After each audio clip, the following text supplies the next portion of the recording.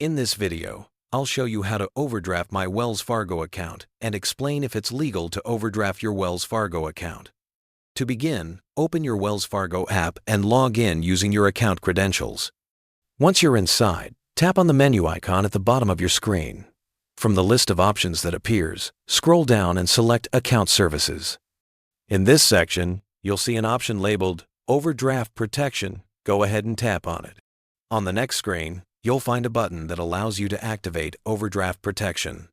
Tap to enable it, and Wells Fargo will then ask you to select which account you'd like to connect for overdraft coverage, usually your savings or another linked checking account.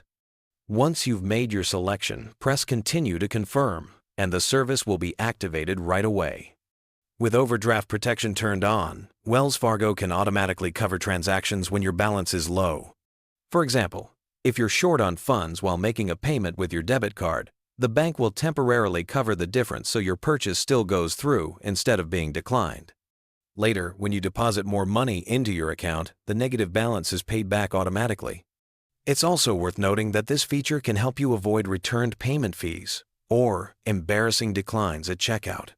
You can manage or disable the feature anytime from the same menu in the app. And yes, overdrafting your Wells Fargo account is completely legal.